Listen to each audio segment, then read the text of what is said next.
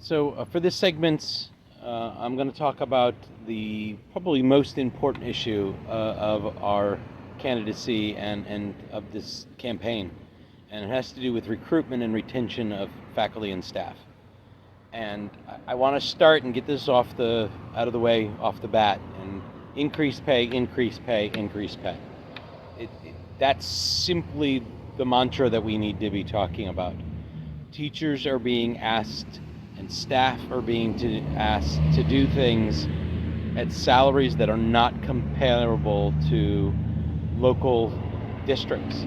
Hillsborough, Pinellas, Polk, in some cases Hernando and Citrus and Sumter are all counties that are paying teachers and staff more than Pasco County. So getting it off the bat, making that pay increase is going to be tantamount for our district. Now, footnote to that, you all are aware that there's a proposition that will be on the ballot on August 23rd, besides our race, and that's the proposal to increase the millage rate to help offset salary increases across the board. I've been very clear that I am supporting that measure. I'm fearful that that measure has come too late, in the sense that other districts have passed that millage rate over the last 3 or 4 years, and Pasco is finally getting on board to ask for that rate. And that increase is going to bring us up and competitive 2 years ago. It's not going to bring us comparable. Even at the 1% full millage increase, we are still going to be lagging behind those other districts. It'll bring us closer. And that's step number one. That's a good faith start for many of us in the district. But the retention piece goes beyond just salary. Again, I can't understate how important getting compensated is, but there are other pieces, and of those pieces, respect is probably the biggest one.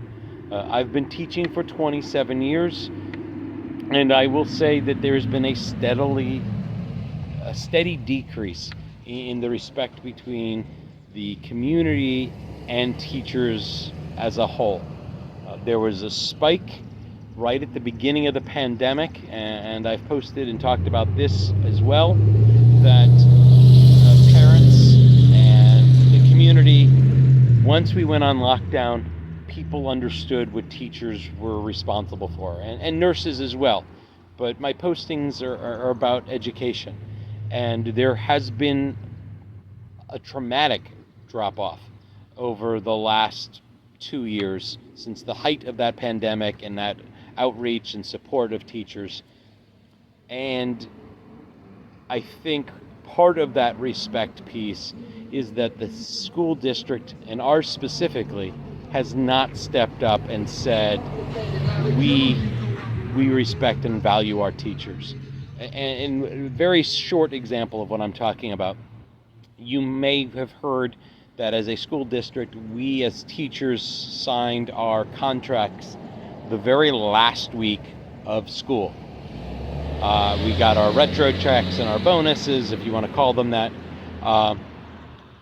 about a week, 2 weeks ago. The school district, the superintendent and administrative assistants that are at the district office, signed their contract in March. I think that's wrong. And as a school board member, I will make sure that we fight to get instructional and non-instructional salaries and contracts signed before I sign mine. We at the school board work for you, the staff at the school sites, not the other way around. And that needs to be changed. And it's one of those issues that, again, goes towards showing respect.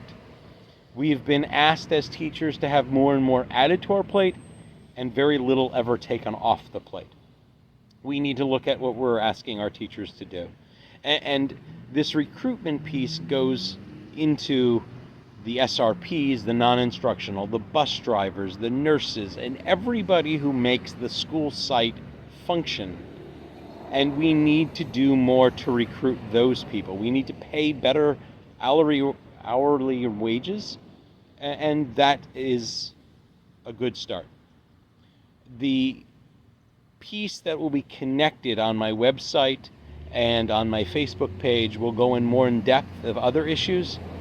I want to transition now just very quickly to the recruitment piece and spend a few seconds talking about that. I know this video is a little longer than normal, but recruitment is tantamount to our profession. If we don't bring in new people, the profession will die out. And then that's true for any profession. But there isn't this calling that people have heard of before happening anymore. People are not rushing to get into our profession. They may fall back on it, but those are the kinds of people who don't stay once they're here. They fall into it, they get settled, and they move on to bigger and better. And that's extremely important in our science and our math fields, where people are able to leave the profession and get more money in the general world of work. But back to the recruitment piece. We are not bringing people into the colleges of educations and locally in numbers that we need. Once they're there, we are also not doing enough to keep them wanting to go into the profession. And one key element that I'll only speak about now is the general knowledge portion of the exam to get your teaching certification. Those are basic skills, yes, but in many cases there's a math portion or an English portion, depending on what your major in college is, where you haven't taken that class in 2 or 3 years when you sit for this general knowledge proficiency exam. And they're skills that any graduate of a high school in Florida met to get their diploma. They're part of those end of course exams. They're part of what used to be the FSAs or the FCATs way back when. We have shown that we are able to do those basic skills to get our high school diploma.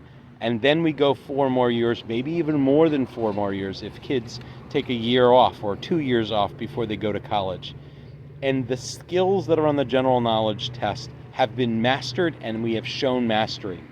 We can bring more people into the profession if we simply exclude that element for people who've already gotten their high school diploma from Florida schools. And we will see an increase in the number of people. Finally, I'll say again, you increase profit, you increase salary, you increase respect, and people love this profession. I love this profession. And we will be able to retain the best and the brightest if we can just get to the same level. As a school board member, I would wish to say that we will be the leader in the area, but that's maybe a bridge too far right now. Let's get competitive. Let's start respecting the people who work for our programs, and we will proceed from there. Again, visit my website if you have any questions. Please reach out to my website, my email. It's all at the end of this video. Thank you, and we'll talk to you tomorrow.